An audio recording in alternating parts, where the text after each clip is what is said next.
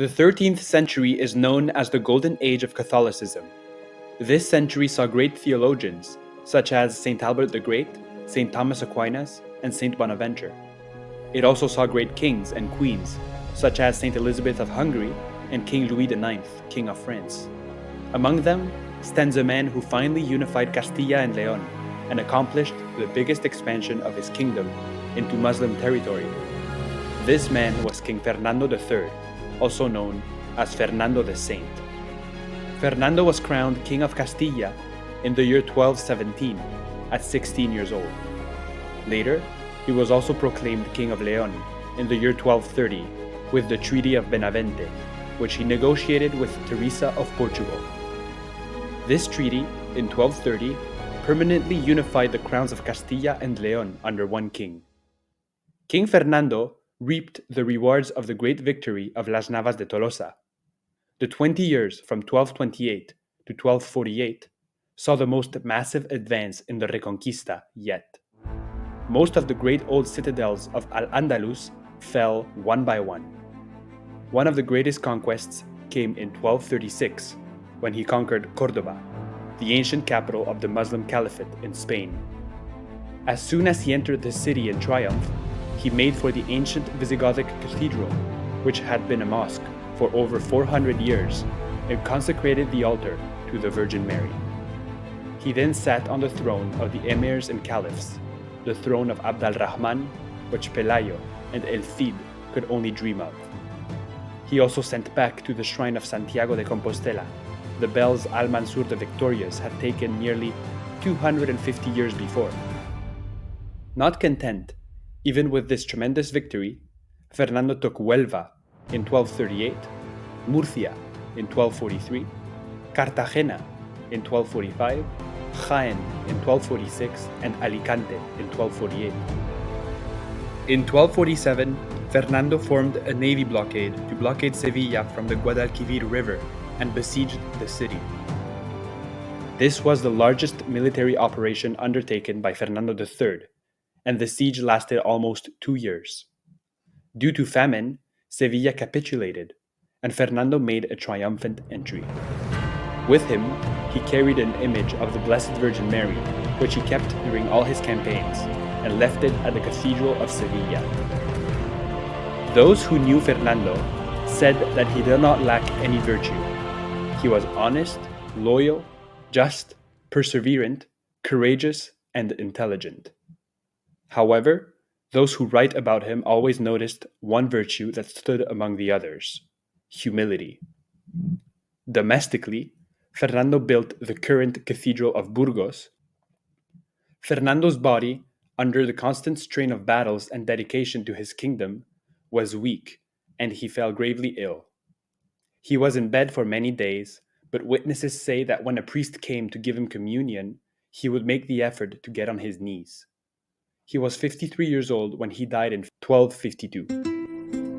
His son Alfonso X wanted these words to be engraved on the tomb of his father in Hebrew, Arabic, Latin, and Castilian. It read, "Here lies the most honored King Don Fernando, Lord of Castilla and Toledo, of Leon, of Galicia, of Sevilla, of Córdoba, of Murcia, and of Jaén. He who conquered all of Spain, the most loyal and the most truthful and the most forthright, the strongest and most decorated, the most illustrious and the most forbearing, and the most humble, and the one who is most fearful of God, and the one who has rendered the most service to him, who defeated and destroyed all his enemies, who praised and honored all his friends, and conquered the city of Sevilla, which is the capital of all of Spain, and died in it on the last day of May, in the year of the Incarnation, 1252. It was written in these 4 languages to represent the different people that Fernando ruled over. His tomb can be found in the Cathedral of Sevilla, beneath the statue of the Blessed Virgin Mary that he often venerated as king.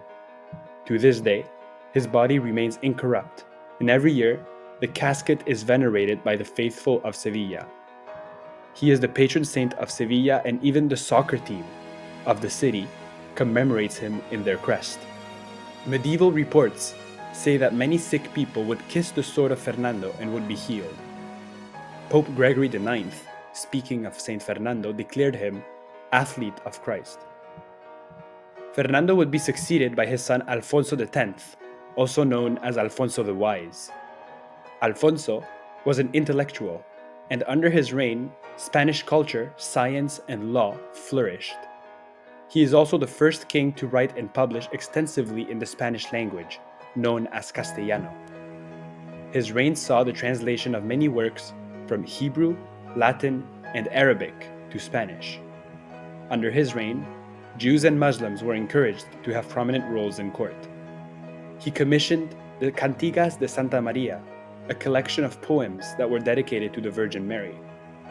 Alfonso is also sometimes known as the astrologer because he took information gathered from the Muslim astronomers and together with many Jewish scholars, he sponsored the creation of the Alphonsine tables, providing data for computing the position of the sun, moon, and planets relative to the fixed stars. Interestingly, one of the craters on the moon is named Alphonsus crater in honor of Alfonso X of Castile. It is said that one day, when he was listening to an explanation about astronomy, he said, "If the Lord Almighty had consulted me before embarking on creation thus, I should have recommended something simpler." He produced the first vernacular law code in Castilla and sponsored the work of many historians who put Spain on the world map, so to speak. Among his many history and literature books, he has one called Libro de Ajedrez, Dados y Tablas, which was essentially a book on the game of chess, which he translated from Arabic. This book contains many writings on chess with 100 problems to solve.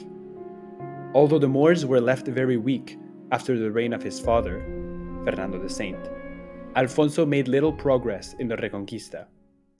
His eldest son died in 1275 at the Battle of Écija against the Moors, and his second son, Sancho, claimed to be the new heir.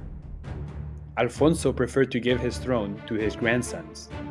In a sad ending to his reign, he had to go to war against his son Sancho. Alfonso died in 1284, and although he disinherited Sancho, Sancho took the kingdom anyway.